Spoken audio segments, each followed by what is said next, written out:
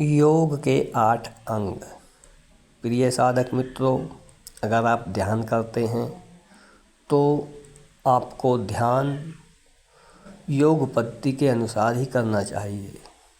योग के 8 अंगों को अपनाना चाहिए और नियमबद्ध तरीके से चलना चाहिए, तभी आपका ध्यान घटित होता है। अगर आप शॉर्टकट मारते हैं, आप योग के 8 अंगों को विधिवत नहीं अपनाते हैं तो आपका ध्यान कैसे घटित होगा। इसलिए आज हम योग के 8 अंगों पर चर्चा करेंगे। देखिए, पहला जो प्रथम अंग है वह है यम। यम ही योग की आधारशिला है, मतलब शुरुआत है। यम ही मनुष्य के व्यवहार की शुद्धि करते हैं तथा मनुष्य के अंदर दिव्य गुणों का समावेश करते हैं, और यम ही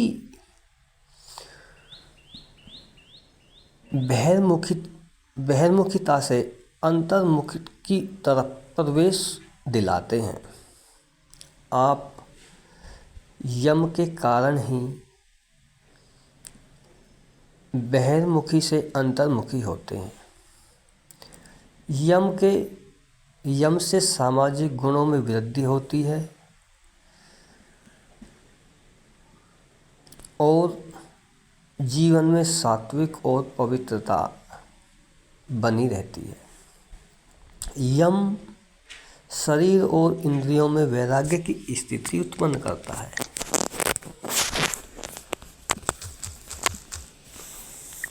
और यम भी 5 है, अर्थात अहिंसा, सत्य, असत्य, ब्रह्मचर्य और अपरिग्रह। ये 5 यम हैं। अर्थात हम यम नियमों का पालन करते हुए अपने व्यवहार की शुद्धि कर साधना में प्रवृत्त हो सकते हैं। अहिंसा का अर्थ है किसी भी प्राणी को दुख नहीं देना, कष्ट नहीं देना, अपमान नहीं करना। और सत्य का अर्थ है व्यवहारिक जगत में जो भी कुछ विषय है उसे मन और बुद्धि और इंद्रियों से जिस रूप में जाना जा रहा है, समझा जा रहा है, ठीक उसे वैसा ही दूसरों के सामने प्रकट करना, यह सत्य है। तीसरा है असत्य, अर्थात किसी दूसरे की वस्तु की इच्छा न करना, यह तीसरा यम है। चौथा है ब्रह्मचर्य, अर्थात ब्रह्म के साथ एक होना, ईश्वर और आत्मा की समीपता अनुभव करना।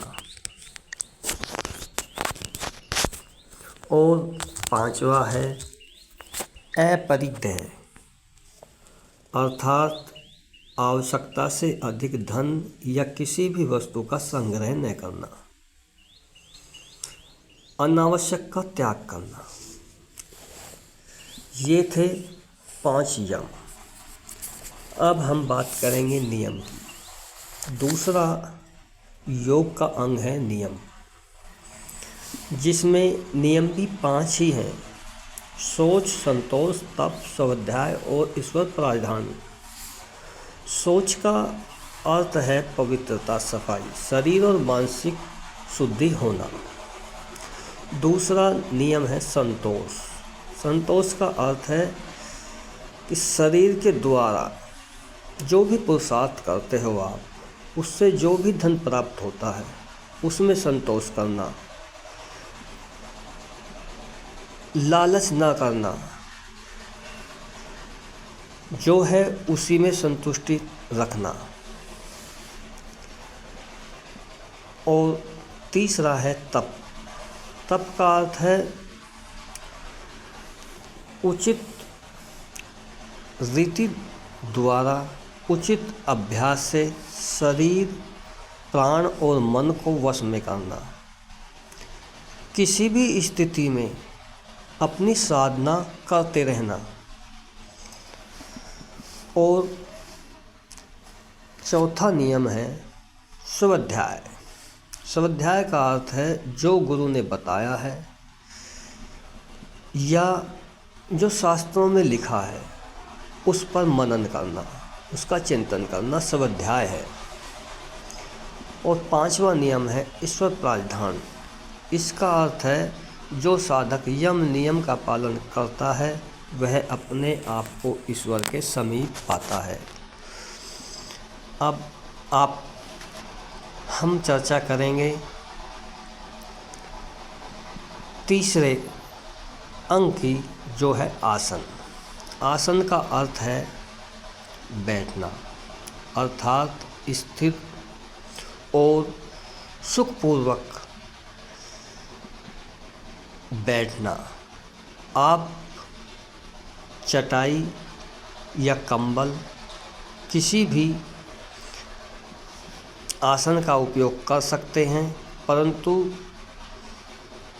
जैसे भी आप सुखपूर्वक बैठ सकें जिस आसन में भी, उस आसन को अपनाना और उस पर सुखपूर्वक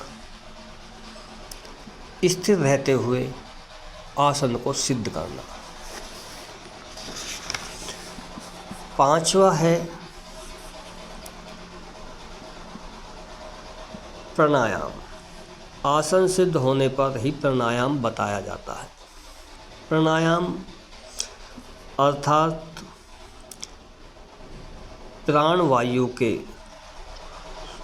शुद्ध सात्विक रूप को पूरे शरीर में विकसित करना, यही प्राणायाम है। प्राणायाम की स्थिति को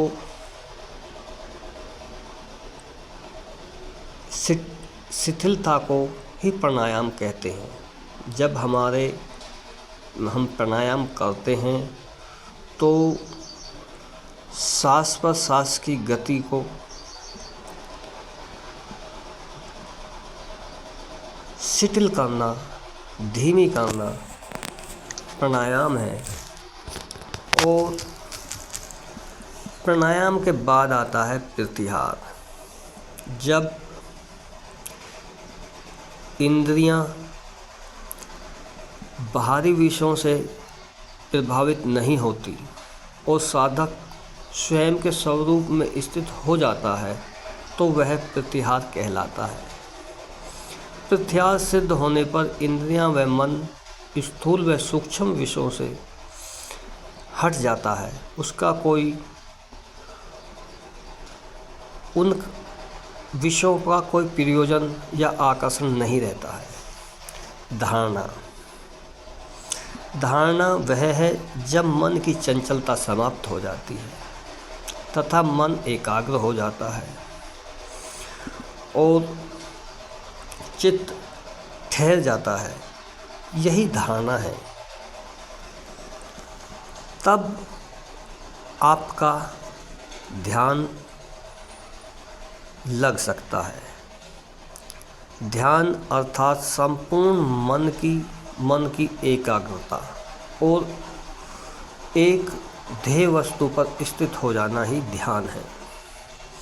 और जब आपका ध्यान घटता है तो फिर पूर्णतः आप समाधि में स्थित होते हैं। जब ना ध्येय, धाता और ध्यान एक हो जाते हैं तब समाधि घटित होती है। यही ध्यान योग के 8 अंग हैं। आशा करता हूँ कि आपकी समझ में योग के 8 अंग आए होंगे और आप किस किस अंग को अपना रहे हैं, अपने अंदर क्या क्या विकसित हुआ है वह